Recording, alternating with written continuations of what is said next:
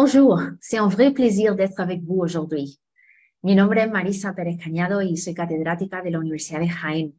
Lamento de veras no poder estar hoy en mi querida Cádiz face to face, pero actualmente me encuentro volando a Australia a impartir una conferencia.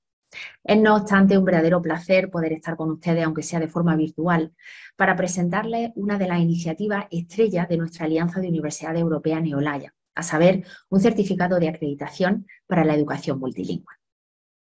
As I have just mentioned, Neolaia is a European University Alliance, which has just been recognized by the European Commission and which the University of Jaén is proud to spearhead. It comprises 9 European universities, which span the entire continent from north to south and east to west.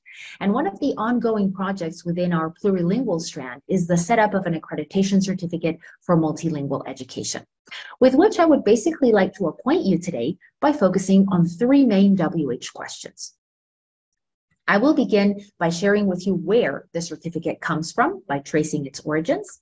I will then proceed to showcase what its exact contents are, and will then flesh out for you how we're going about setting it in motion, to conclude by determining the next steps that we envisage for this exciting new project. So where did the whole idea of the certificate come from? Well, we're firm believers in our context of using research as a driver for pedagogy. So we began by canvassing all the prior courses and certificates that were being implemented in Spain and Europe in order to learn from the best practices of others. And we complemented this with a thorough overview of the latest research on EMI training needs and with a specific needs analysis that we conducted in our context at the University of Jaén. We did this through what we call our PPP, our Plan for the Promotion of Plurilingualism, and through it, we began by carrying out a comprehensive needs analysis for teachers and students by designing and validating questionnaires and interview protocols for both cohorts.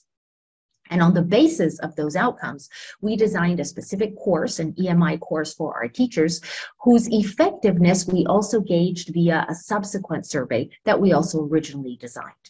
We did the exact same thing for our students, designing and implementing a course for them through our FOCO program, which is a transversal competence program at the University of Jaén. And then we tweaked the final versions on the basis of the satisfaction that they had generated with both teachers and students. As you can observe, the needs analysis was carried out with quite a comprehensive cohort of nearly 800 participants from absolutely all the subjects, bachelor's and master's degrees that were implementing subjects in a different language at our university. And the overarching conclusion was, as Alejo has put it, that EMI should be CLILized. That is, that a stronger language focus needs to run through our EMI program. In this sense, the students clamored for greater help with written and especially oral academic English for their presentations, and with updated English, which would allow them to interact and participate confidently in the EMI classroom. Teachers, in turn, claimed that they were not familiar with the theoretical underpinnings of bilingual education and that they did master the specialized language of their subjects, but not the BICS, the basic interpersonal communication skills, that is the language required for adequate interaction in the EMI classroom.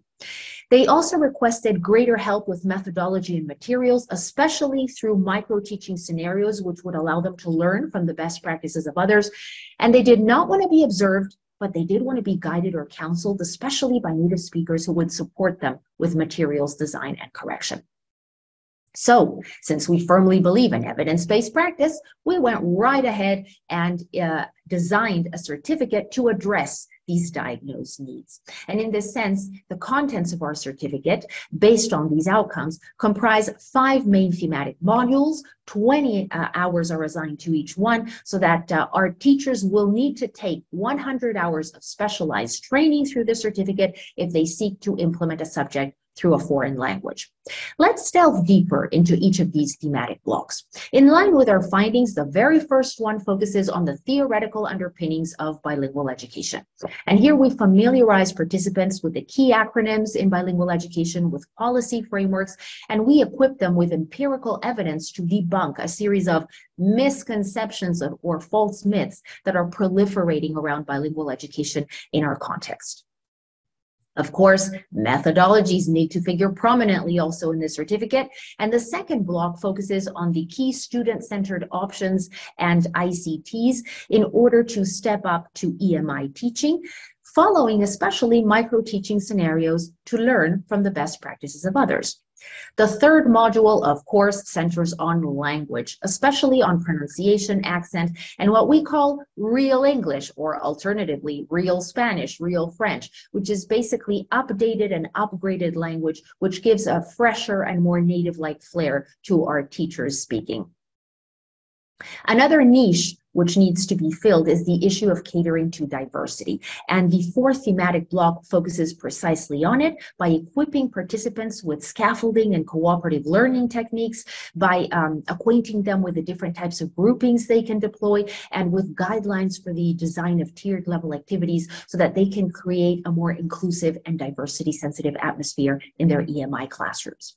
And finally, the last block aligns teaching with assessment according to the latest trends in bilingual evaluation, leaning towards a more systemic functional approach in line with pluriliteracies. And here we also offer counseling and feedback to favor reflective practice. So, having hopefully acquainted you with the contents of the certificate, how exactly have we gone about setting it in motion? Well, the very first thing we did was assign a specific module to a concrete university within the consortium, which would be in charge of coordinating and implementing it. And then we started last year with the actual piloting. Concretely, at the University of Jaén, we piloted the methodological module in February, March, and the linguistic one in May, June. And I'm very happy to report that it was a hugely enriching experience, which was very positively valued according to the feedback we received. The students, the participants, told us that they were still in touch with a Canadian visiting professor who had implemented part of the methodological block, and they very highly appraised the contents and materials we provided for them. They also requested that these courses be longer and then an advanced version be offered. So I think it's safe to say that we're definitely on track in our implementation process. And this brings us to the conclusion, where I'd like to share with you the next steps that we envisage in a tentative timeline. Within it, we would like to revisit and revamp what we've already done, and especially to design the remaining modules of our accreditation certificate, which we would then like to pilot also in February and May, and in line with what we did last year, use our existing questionnaires to carry out stock taking on how they have worked, so that we can tweak, sharpen, refine, retool the versions to perfection and have them ready to be implemented in the following academic year. So on that exciting road that we still have ahead towards the design and implementation of our certificate, we would like to continue working hand in hand with our Neolaia colleagues, because we fully believe that in addressing the multilingual challenge, we are stronger together. Je vous remercie de votre attention. I remain at your entire disposal for asynchronous discussion via email. Les agradezco de nuevo su atención y les deseo una muy exitosa conferencia.